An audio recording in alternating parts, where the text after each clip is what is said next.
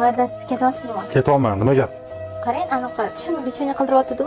Orqasiga bugun pulimni qo'yarkanman. O'shanga yozilib qo'ydim. Menga qara, sochoying bor qoldimi o'zi sani? Qo'l uyga kelsan, menga pul bering, bunga pul bering, uyda o'tiribman, men bitim oryaptim, bu bitim oryapti.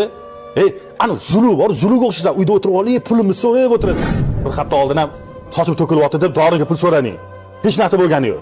Sizdan so'ramasam kimdan so'rayman? Menga qara, uyni tozalab, idish-tovoqlaringni yuvib, onamga qarab o'tirgan. Va'da siz ketyaptimi deysiz? Ha, ishga tortdim, ishlang. Lecheniya ozgina joy qoldi. O'shanga ozgina pul berishingiz kerak. Onasi kecha aytuvding, esimda hammasi. Mashinani qizdirib tayyor bo'lib, sizni kutib o'tiribman boydan beri. Adasi, sizga ham rosa bosh og'riq bo'ldimi? Qachondan beri kasalman deb. Men bunaqa deysan, onasi. Sani men otganimda sen sog'lom bo'lgansan. Menga farzand tug'ib beraman deb qancha narsani ayrilgansan. Soching to'kilgan, tishingdan oladi bola. Va rahmat adasi, tushungan odamsiz-da. Hozir keyin chiqib. Bu tez hop.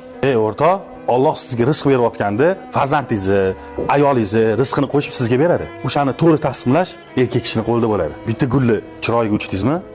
Chiroyli olib yuring, aka. Tikkaniga ham chidang. Shu videoni tarqatib qo'yinglar. Uyda yaypayib o'tiribdi deydigan ba'zi bir odamlar bor ekan.